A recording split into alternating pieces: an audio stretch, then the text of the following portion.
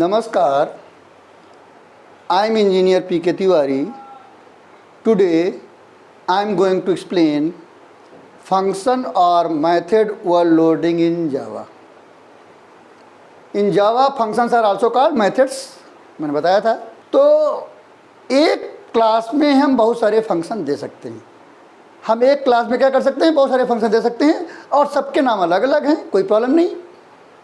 जैसे एक घर में हैं, कई लोग हैं, एक घर में कई लोग रहते हैं, सबके नाम अलग अलग हैं.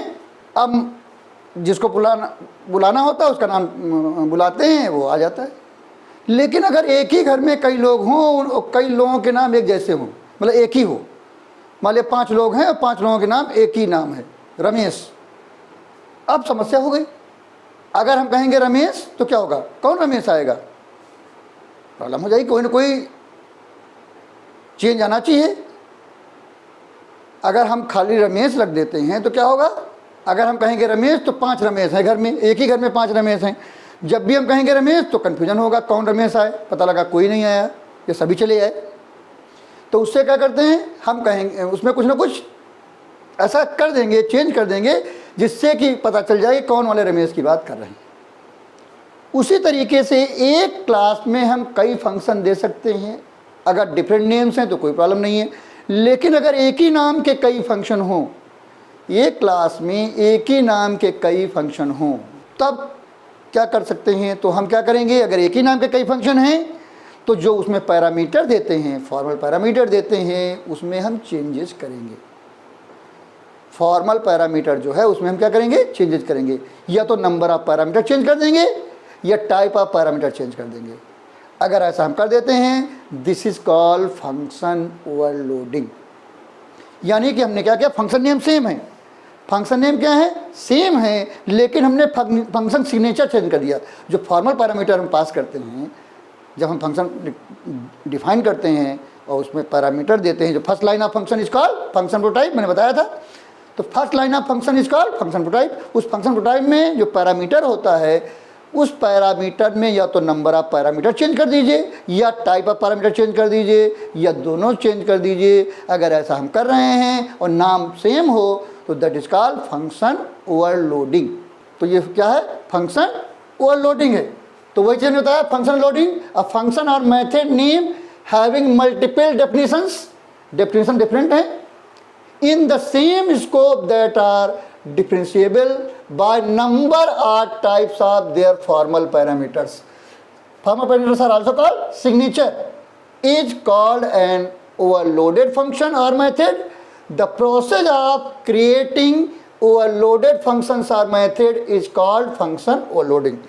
यानी जो प्रोसेस है उसको कहेंगे फंक्शन लोडिंग, और जब फंक्शन बन जाते हैं वो ओवरलोडेड फंक्शन होंगे. अब इसकी ज़रूरत क्यों पड़ती है, इसकी ज़रूरत क्यों पड़ती है कि हम एक ही नाम के फंक्शन क्यों दें. इससे क्या होता है, हमारी चेकिंग कम हो जाती है, हमारे कंपैरिजंस कम हो जाते हैं, हमारा कोड छोटा हो जाता है. जैसे हम जो रेडीमेड फंक्शन कॉल करते हैं, तो आपने देखा होगा, जैसे मैच फंक्शन में हमने SQRT कॉल किया तो SQRT में कभी एंटी देते तब भी ले लेता है, डबल देते तब भी ले लेता है, लॉन्ग देते तब भी ले लेता है. इसका मतलब क्या है, जो हमारा SQRT फंक्शन बना होगा वो एक नहीं बना होगा, अलग अलग टाइप के पैरामीटर का पास का अलग अलग फंक्शन बना हुआ होगा.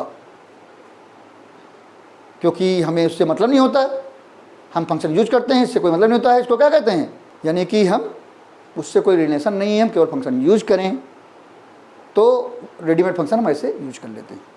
अब इसमें क्या है, अब need for function loading. Function overloading not only implements polymorphism. Polymorphism का मतलब होता है बहुरूपकता. पॉलीमॉर्फिज्म का मतलब है बहुरूपकता, यानी बहुरूपिया, बहुत सारे रूप हों, एक ही आदमी के कई रूप हों, दैट इज कॉल्ड बहुरूपिया, यानी बहुरूपकता, यानी पॉलीमॉर्फिज्म. यानी एक ही नाम के कई फंक्शन हैं तो that is called polymorphism. Polymorphism is also characteristics of object oriented programming. Object oriented programming की ये कैरेक्टरिस्टिक्स है, जैसे इनहेरिटेंस है, जैसे पॉलीमॉर्फिज्म होती है. तो क्या है, function loading not only implements polymorphism but also reduces number of comparisons in a program and make the program execute faster. इससे क्या होता है, जब कंपेरिजन कम होंगे छोटा प्रोग्राम होगा तो क्या होगा, चेकिंग कम होगी, अपने आप से हो जाती है, हमें चेकिंग कम लगानी पड़ेगी, तो हमारा प्रोग्राम जल्दी एग्जीक्यूट होगा, फास्ट रन करेगा। उसके बाद क्या है, डिफाइनिंग ओवरलोडेड फंक्शंस। हम कैसे फंक्शन ओवरलोडेड फंक्शन डिफाइन करेंगे।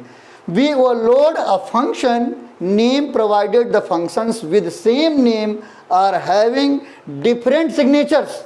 सिग्नेचर क्या होंगे, डिफरेंट होंगे। सिग्नेचर मतलब नंबर ऑफ फॉर्मल पैरामीटर्स और टाइप ऑफ पैरामीटर्स चेंज होंगे, अलग अलग होंगे। या तो नंबर ऑफ पैरामीटर चेंज होंगे, या टाइप ऑफ पैरामीटर चेंज होंगे, या दोनों डिफरेंट होना चाहिए।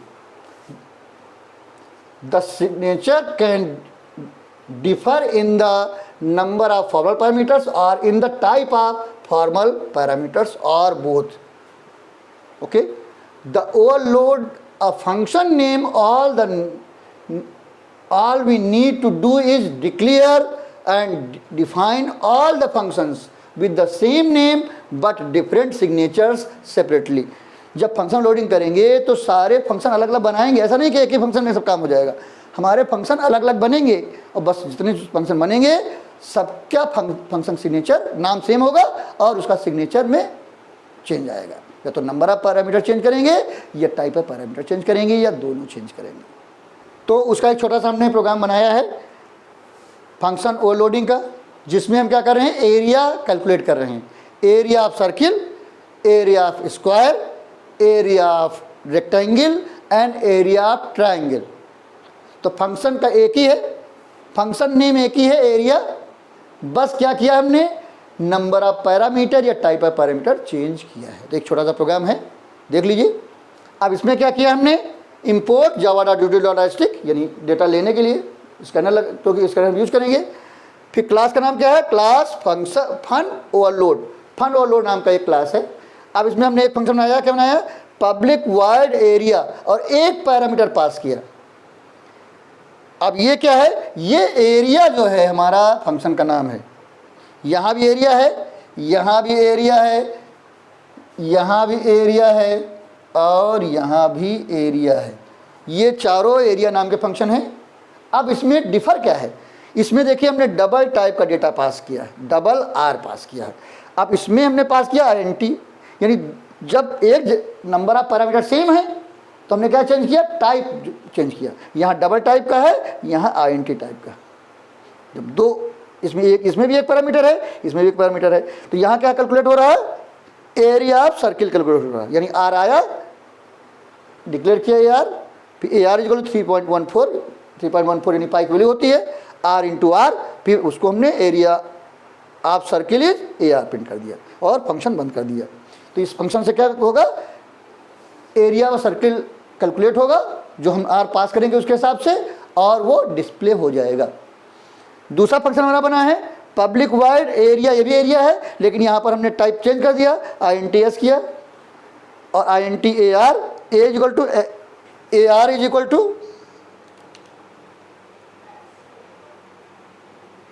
AR is equal to S into S। फिर क्या होगा, system dot out dot print ln area of square is AR। देखिए आप सोचेंगे कि यहाँ भी AR लिया, यहाँ भी AR लिया, तो ऐसा हो सकता है। क्यों, ये अलग फंक्शन है और ये अलग फंक्शन है, दोनों फंक्शन अलग अलग हैं। एक ही नाम है और दो घरों में बच्चे हो सकते हैं। जैसे दो घर हैं, एक घर में चिंटू नाम का बच्चा है, दूसरे घर में भी चिंटू नाम का बच्चा है, तो अलग अलग अगर घर हैं तो एक ही नाम के बच्चे हो सकते हैं, कोई प्रॉब्लम नहीं। तो वेरिएबल, क्योंकि इनका स्कोप कहाँ है, इनका स्कोप AR का, ये जो वेरिएबल AR है उसका स्कोप इस ब्रेस से लेके इस ब्रेस के अंदर है, इसके बाद इसका स्कोप खत्म हो जाएगा। तो हम एक ही नाम के वेरिएबल डिक्लेयर कर सकते हैं। यहाँ भी हमने AR डिक्लेयर किया, यहाँ भी AR डिक्लेयर किया, यहाँ भी AR डिक्लेयर किया, यहाँ भी AR डिक्लेयर किया।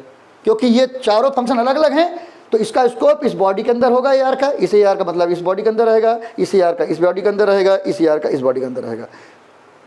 तो इसलिए हमने एक ही नाम के लिए हैं वेरिएबल, जानबूझ के लिया है जिससे आप कंफ्यूज हों और हम बताएं उसको। तो इसलिए इसका स्कोप इस बॉडी के अंदर है, इसका स्कोप इस बॉडी के अंदर है, इसका स्कोप इस बॉडी के अंदर है, इसका, इसलिए हमने एक ही नाम के वेरिएबल लिए हैं। अब यहाँ पर क्या कैलकुलेट हो रहा है, AR equal S into S यानी एरिया ऑफ स्क्वायर, और फिर प्रिंट हो रहा है। ये तीसरा फंक्शन भी एरिया नाम का है, इसमें हमने दो पैरामीटर पास किए, INT यहाँ पर एक एक पास हो रहे थे इसलिए टाइप चेंज किया गया, यहाँ पर 2 पास है तो नंबर ऑफ पैरामीटर से डिफ्रेंशिएट कर दिया। अब यहाँ पर एल और बी आया और A R equal L into B किया और प्रिंट कर दिया, area of rectangle is A R, और फंक्शन बंद हो गया। चौथा फंक्शन हमारा है एरिया नाम का, ये भी है। अगर आप ये सोचें कि रिटर्न टाइप अगर हम चेंज कर देंगे तो तब भी चेंज हो जाएगा, ऐसा नहीं है। रिटर्न टाइप से फ़र्क नहीं पड़ता, हमें जो सिग्नेचर ही चेंज करना पड़ेगा। कुछ लोगों के दिमाग में रहता है कि ये वाइड टाइप का रिटर्न टाइप वाइड है सब में, एक कर डबल चेंज करते हैं रिटर्न टाइप तो फंक्शन बदल जाएगा। नहीं, हमें फंक्शन सिग्नेचर चेंज करना है, ठीक है, तभी हम फंक्शन ओवरलोडिंग की बात मानेंगे। ठीक है, तो यहाँ आई इंटी एल बी, यहाँ पर क्या किया, A R equal L into B किया और प्रिंट कर दिया, area of rectangle is A R. इसमें क्या किया, 3 पैरामीटर पास किया, ए बी और सी, आई इंटी ए कॉमा आई इंटी बी कॉमा आई इंटी सी। हमने बताया था कि ये क्या है, ये फॉर्मल पैरामीटर्स हैं, ये भी फॉर्मल पैरामीटर हैं, ये भी फॉर्मल पैरामीटर है, ये भी फॉर्मल पैरामीटर। अब तीनों एक ही टाइप के हैं लेकिन सबके लिए अलग अलग टाइप होता है, बताया था मैंने आपको। तो आई इंटी ए कॉमा आई इंटी बी कॉमा आई इंटी सी, तो तीनों आप ये नहीं लिख सकते आई इंटी ए कॉमा बी कॉमा सी, ये गलत है, क्योंकि पैरामीटर्स हैं, पैरामीटर में टाइप जो फॉर्मल पैरामीटर हैं, फॉर्मल पैरामीटर में हर वेरिएबल के साथ टाइप लिखना पड़ेगा चाहे सेम हो। तो यहाँ पर किया, फिर हमने क्या किया, हमने एस निकाला और S A plus B plus C divide by 2 यानी एस मतलब सेमी पैरामीटर, और फिर फार्मूला लगा दिया math dot S Q R T S into. अब क्या होता है, जब फार्मूला होता है तो यहाँ पर साइन नहीं लिखा रहता है, लेकिन जब भी हम जावा में एक्सप्रेशन लिखते हैं तो कोई भी साइन एज्यूम नहीं होता, सारे साइन हमें लगाने पड़ते हैं। जैसे जहाँ मल्टीप्लिकेशन मैथमेटिक्स में क्या होता है, जहाँ पर मल्टीप्लाई होता है वहाँ एज्यूम कर देते हैं कि यहाँ मल्टीप्लाई है, नहीं लगाते तो बोला मल्टीप्लाई है, लेकिन यहाँ पर कोई साइन एज्यूम नहीं होता है, हर साइन यानी लगाना पड़ेगा, हमें हर ऑपरेटर लगाना पड़ेगा। तो यहाँ पर ये लगा हुआ है S into S minus A into S minus B into S minus C, और ये ब्रैकेट में है तो पहले ये सॉल्व होंगे, ये फिर जो सॉल्व होके आएंगे उसका स्क्वायर फंक्शन लगा है, स्क्वायर निकलेगा और एरिया ऑफ ट्रायंगल प्रिंट हो जाएगा। तो ये 4 फंक्शन हैं, चारों के नाम एरिया हैं, तो ये that is called function overloading. अब हमने क्या बनाया, मेन बनाया, पब्लिक स्टैटिक वाइड मेन, सब में हमने स्टैटिक नहीं लगाया, उसमें स्टैटिक लगाया, तो इससे क्या होगा, इन सब की नाक कटी हुई है और उसकी जुड़ी हुई है, इसका मतलब हम ऑब्जेक्ट बना के ही इनको कॉल कर पाएंगे। अगर वहाँ से भी वाइड हटा दें, तो सॉरी वहाँ से भी स्टैटिक हटा दें, तब हम सीधे कॉल कर सकते हैं, सबकी नाक कट जाएगी तो फिर एक दूसरे को आपस में कॉल कर लेंगे बगैर ऑब्जेक्ट के। लेकिन यहाँ पर क्या है, इन तीनों चारों की नाक कटी हुई है, किसी में भी स्टैटिक नहीं लगा है, उसकी नाक जुड़ी हुई है, इसलिए रुमाल लगाना पड़ेगा। रुमाल लगाने का मतलब है ऑब्जेक्ट बनाना पड़ेगा। तो हम क्या बनाएंगे, हमने इसलिए सबसे पहले क्या बनाया, क्लास का ऑब्जेक्ट बनाया। ऑब्जेक्ट बनाने का क्या फॉर्मेट है, किसी भी क्लास का बनाने का फॉर्मेट क्या है, क्या सिंटैक्स है, class name object name is equal to new constructor name. कई बुक्स में लिखा हुआ है क्लास नेम नहीं होता है, वो कंस्ट्रक्टर नेम होता है। कंस्ट्रक्टर इज सेम नेम है क्लास नेम। तो क्लास और कंस्ट्रक्टर में डिफरेंस क्या होता है, क्लास में पैरेंथेसिस नहीं होता है और कंस्ट्रक्टर में parenthesis, constructor is also function, तो कंस्ट्रक्टर इज आल्सो फंक्शन, इसलिए कंस्ट्रक्टर में क्या होता है, class constructor is same name है क्लास नेम, जो क्लास का नाम होता है वही नेम जब आता है कंस्ट्रक्टर। इसकी चर्चा हम आगे करेंगे। तो ये क्या है, ये क्लास नेम है, ये ऑब्जेक्ट नेम है, न्यू है, न्यू के बाद ये कंस्ट्रक्टर नेम है क्योंकि पैरेंथेसिस लगा हुआ है, ये क्लास नेम नहीं है। अगर कोई कहता है क्लास नेम है तो वो गलत है, ये कंस्ट्रक्टर नेम है, ठीक है, और फिर फंक्शन का सिंबल बना हुआ है। फिर क्या है, हमने 3 वेरिएबल डिक्लेयर किए, I N T X Y comma Z, ये आई एन टी टाइप के हैं, और एक टी ले लिया डबल टाइप का। अब क्या होगा, अब हम सबसे पहले क्या होता है, सबसे पहले मेन एग्जीक्यूट होगा, प्रोग्राम कंट्रोल इनको देखेगा और उसको मिल जाएगा, ये हेडर प्रोटोटाइप चेक करेगा, उसके बाद मेन में पहुंच जाएगा। मेन में आएगा, सबसे पहले एग्जीक्यूट होगा। यहाँ पर हमने क्या किया, स्कैनर का ऑब्जेक्ट बनाया, scanner SC new scanner system dot इन। ये स्कैनर तभी ऑब्जेक्ट बन पाएगा जब यहाँ पर हमने इंपोर्ट किया हो यूटिल। अगर यूटिल पैकेज इंपोर्ट नहीं करते तो स्कैनर का ऑब्जेक्ट नहीं बन सकता था, क्योंकि लाइब्रेरी जब तक नहीं होगी उसकी, क्योंकि वो जैसे यहाँ पर हमने ऑब्जेक्ट बनाया है ऑल फंक्शन फन ओवरलोड, तो फन ओवरलोड नाम का क्लास बना हुआ है हमारा, इसलिए बन गया। लेकिन जो क्लास यहाँ है ही नहीं हमारे पास, तो क्या करेंगे, उसकी लाइब्रेरी हमें इंपोर्ट करनी पड़ेगी, तभी उस क्लास, जब लाइब्रेरी आ जाएगी तब उस क्लास के का ऑब्जेक्ट बना सकते हैं या उस क्लास को यूज कर सकते हैं। अगर बिल्ट इन फंक्शन नहीं, बिल्ट इन फंक्शन में ऐसा नहीं होता, सीधे हो जाता है वर्क। तो यहाँ पर क्या है, scanner S new scanner system dot in, फिर system dot out dot print enters radius of circle, radius of circle हमने टी ले लिया, टी में S C dot next double, ये फंक्शन होता है डेटा लेने का, हमने बताया है। इनपुट इन जावा, जावा में कैसे इनपुट करते हैं सारी चीज बताई थी मैंने, आप हमारे वीडियो देख सकते हैं। तो उसमें क्या है, अब यहाँ पर हम क्या कर रहे हैं, हम फंक्शन कॉल कर रहे हैं, ये कॉलिंग है, ये क्या है, फंक्शन कॉलिंग है, ये फंक्शन कॉलिंग हो रही। जब हमने एक पैरामीटर दिया है, यहां पर हमने क्या किया, ओबी डॉट एरिया टी, अब एक पैरामीटर दिया, एक पैरामीटर के दो फंक्शन हमारे पास है, एरिया के दो फंक्शन है, एरिया दो फंक्शन है जिसमें एक पैरामीटर पास हो रहा है, लेकिन हमने टी पास किया, टी किस टाइप की है, डबल टाइप की वैल्यू है, इसलिए जिसमें डबल टाइप की वैल्यू पास हो रही है उस पर जाएगा, किसमें जाएगा, यदि इसमें डबल टाइप वैल्यू पास हो रही है इसलिए इस फंक्शन में जाएगा। यहां से क्या करेगा, एरिया कैलकुलेट करेगा और प्रिंट करेगा और लौट के जहां से चला था लौट आता है, कहाँ लौट के आएगा, यहाँ आ जाएगा। जब यहाँ से कॉल होकर लौटेगा, ये यहाँ से सीधे चलेगा और चल के यहाँ पहुँचेगा, जो हमारी टी की वैल्यू है, टी की वैल्यू आर में कॉपी हो जाएगी, ये कॉल बाय वैल्यू है, ये क्या है, कॉल बाय वैल्यू है। ये टी की वैल्यू क्या होगी, तो कॉल किया है, टी की वैल्यू पास कर रहे हैं, टी की वैल्यू आर में कॉपी हो जाएगी और उसके हिसाब से कैलकुलेशन होगा, यानी आर के हिसाब से होगा यानी टी के हिसाब से होगा, जो हम टी पास करेंगे उसके हिसाब से कैलकुलेशन होगा, हमें एरिया मिल जाएगा। दोबारा आ गया है, यहाँ आगे बढ़े, system dot out dot print enter side of square और S equal to S C dot next I N T किया। अब नेक्स्ट आई एन टी किया है, इसलिए आई एन टी टाइप का डेटा स्टोर होगा। अब फिर हमने कहा ओ बी डॉट एरिया, फिर ये फंक्शन कॉलिंग है, फंक्शन कॉलिंग है, ये क्या है, फंक्शन कॉलिंग है। अब इस फंक्शन कॉलिंग में हमने x पास किया, ये भी एक पैरामीटर है, ये x इस टाइप का है, आईएनटी टाइप का है, इसलिए जिसमें आईएनटी टाइप की वैल्यू पास हो रही होगी उसको कॉल करेगा, यानी किसमें पास हो रही है, इसमें पास हो रही है, इसलिए इस फंक्शन को कॉल करेगा। यहाँ पर एरिया निकलेगा स्क्वायर का और प्रिंट हो जाएगा, फिर लौट आएंगे यहाँ। जब यहाँ लौट के आएंगे तो फिर क्या है, enter sides of rectangle, x और y इनपुट किया, उसके बाद O B dot area x और y, आप दो पैरामीटर पास कर रहे हैं। अब इसमें क्या हो रहा है, दो पैरामीटर पास हो रहे हैं और वी टाइप के, जिसमें दो पैरामीटर आई टाइप पास हो रहे होंगे उसमें प्रोग्राम कंट्रोल चला जाएगा। तो ये भी फंक्शन कॉलिंग है।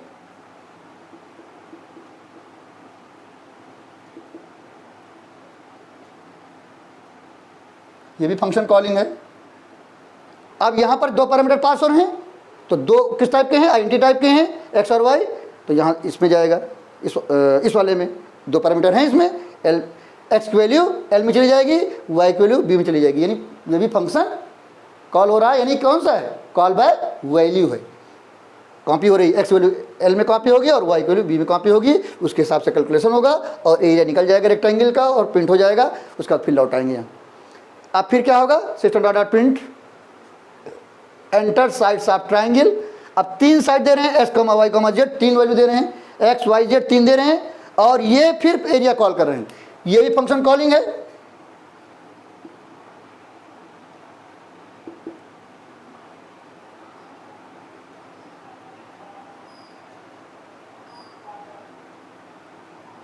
ये भी फंक्शन कॉलिंग है। अब यहां पर तीन वैल्यू जा रही है, X comma Y comma Z, तीन किस टाइप की हैं, आइडेंटिटी टाइप की हैं, तो जिसमें तीन वैल्यू आइडेंटिटी टाइप की जा रही होंगी वहां जाएगा, यानी इसमें जा रही हैं तीन, ए बी सी, तो एक्स की वैल्यू ए में कॉपी होगी, वाई की वैल्यू बी में कॉपी होगी, जेड की वैल्यू सी में कॉपी होगी, तीनों वैल्यू कॉपी होगी, उसके हिसाब से कैलकुलेशन होगा, एरिया निकलेगा और प्रिंट होगा और फिर लौट जाएंगे। तो ये तरीका है हमारा फंक्शन ओवरलोडिंग का। अब जरूरी नहीं कि जिस सीक्वेंस में हमने ये फंक्शन बनाए हैं उसी सीक्वेंस में कॉल करें, हम किसी सीक्वेंस में फंक्शन बना सकते हैं, पहले ये बना दें, फिर ये बना दें, फिर ये बना दें, फिर ये बना दें, ये चारों फंक्शन बने होने चाहिए, इनका सीक्वेंस इंपॉर्टेंट नहीं है। इंपॉर्टेंट क्या है, कॉलिंग इंपॉर्टेंट है, सीक्वेंस किस सीक्वेंस में हम कॉल कर रहे हैं ये इंपॉर्टेंट है। ये फंक्शन किसी भी सीक्वेंस में बने हो, चाहे पहले ये बना हो, फिर ये बना हो, फिर ये बना हो, फिर ये हो, चाहे ये पहले बना हो, ये चारों बने होने चाहिए, इनका सीक्वेंस इंपॉर्टेंट नहीं है। हम जिस टाइप को पास करेंगे उसके हिसाब से फंक्शन कॉल हो जाएंगे। जब हम एक आइडेंटिटी टाइप पास करेंगे तो आइडेंटिटी वाला फंक्शन कॉल होगा, जब एक वैल्यू डबल वाली पास करेंगे तो डबल वाला कॉल होगा, जब दो आइडेंटिटी टाइप पास करेंगे तो दो वाला कॉल होगा, जब तीन पास करेंगे आइडेंटिटी तो तीन वाला कॉल होगा। यानी चारों फंक्शन हैं, हमने चारों को कॉल करके दिखा दिया। तो ये तरीका है हमारा फंक्शन ओवरलोडिंग का। अब क्या है, when a function name declared more than once in a program the compiler will work as follows. कैसे? If the signature of the two functions differ in either the number or type of their formal parameters, the two functions are considered to be overloaded. Overloaded कब माना जाएगा? जब function name same हो और function signature different हो, यानी number of parameter या type of parameter change हो। कौन से पैरामीटर? Formal parameter. और उसी हिसाब से हम कॉल करते हैं। जब हम फंक्शन कॉल करते हैं तो कभी भी टाइप नहीं लिखते, हम उस टाइप की वैल्यू पास करते हैं।